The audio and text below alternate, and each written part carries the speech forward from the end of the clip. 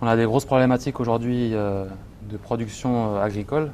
La population mondiale va exploser. Bientôt, nous serons 9 milliards d'habitants. La population du continent africain va être multipliée par 2 d'ici 2050. Donc il y a un vrai problème de nourriture à l'échelle mondiale. L'Afrique possède 60% des réserves de terres arables disponibles. Donc il y a un vrai enjeu, en tout cas sur le continent, pour pouvoir augmenter les productions agricoles. Et ça ne doit pas se faire n'importe comment. Alors on parle de produire plus, mais il faut effectivement produire mieux. Et la vraie révolution verte est là. Elle n'est pas dans les rendements, enfin elle passe par les rendements, pardon, mais elle n'est pas que là. Il faut une agriculture qui respecte l'environnement, qui respecte les agriculteurs, qui respecte les consommateurs. Et c'est là qu'est la révolution verte. Et enfin, elle ne se fera et elle ne marchera que si, au final, il y a un impact sur le développement humain et notamment une augmentation des revenus des agriculteurs. Parce qu'on peut parler d'augmentation des rendements, on peut passer par des très grandes sociétés productrices, mais si les petits agriculteurs n'augmentent pas leurs revenus, il n'y aura aucun impact positif pour les nations qui pratiquent cette révolution verte. Donc aujourd'hui, Éléphant Vert met à disposition de l'agriculture des intrants biologiques. Alors, lors de cette conférence, on a parlé de nouveaux paradigmes. Donc c'est venu de paroles d'institutionnels. Effectivement, l'agriculture est en train de basculer et donc on doit commencer à utiliser fortement des nouvelles techniques, des nouveaux produits respectueux de l'environnement et de la santé. Et en l'occurrence, c'est le travail d'Éléphant Vert, c'est de mettre à disposition de l'agriculture, qu'elle soit à grande échelle ou à petite échelle, des micro-organismes utiles avec des applications de fertilisantes, phytosanitaires ou alors stimulantes. Ce que je voudrais leur dire aujourd'hui, c'est que je partage leurs problématiques de production. Il faut qu'ils produisent pour vivre déjà. Deuxièmement, c'est eux qui sont demandeurs de ces nouveaux produits. Éléphant Vert est issu d'une fondation et du monde du développement.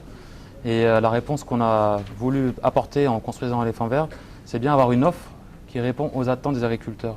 Aujourd'hui, tous les agriculteurs, petits ou gros, ont un terme, ils disent la terre est morte, ma terre est fatiguée, etc. Donc le message qu'on veut apporter aujourd'hui aux agriculteurs, c'est qu'il existe, pas que chez Éléphant Vert d'ailleurs, aussi le monde est en train d'évoluer très vite dans ce secteur. Ce secteur connaît une croissance de 15% par an en Europe et en Amérique du Nord.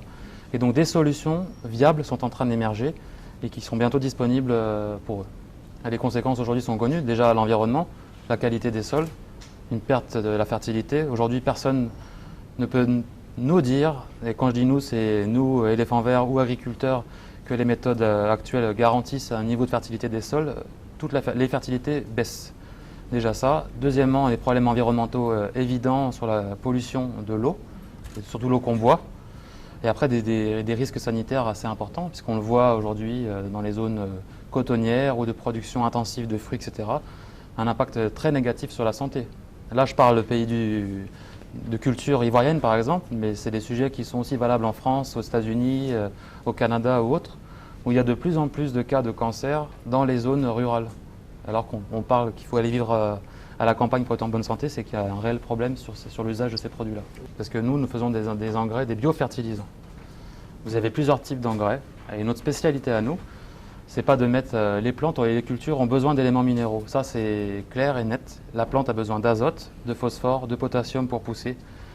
Mais il y a des méthodes d'application et c'est là qu'on propose des nouveautés. C'est-à-dire qu'on propose un amendement organique fabriqué localement à partir des déchets, de résidus de l'agriculture ou de l'agro-industrie. Donc on fait une espèce de compost auquel on rajoute les éléments fertilisants.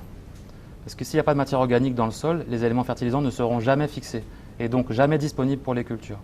Donc on fait de la matière organique avec ces fertilisants auxquels on rajoute, et c'est là le savoir-faire d'Éléphant Vert, auxquels on rajoute des micro-organismes utiles. C'est des bactéries par exemple qui permettent à la plante d'assimiler les éléments minéraux. Donc c'est bien une combinaison biofertilisant éléments minéraux. Et dans ce cadre-là, ces éléments minéraux n'ont pas d'impact sur l'environnement. Plus vous avez une terre fatiguée, plus vous avez une terre pauvre, plus vous mettez d'engrais traditionnels, plus vous augmentez les risques de pollution.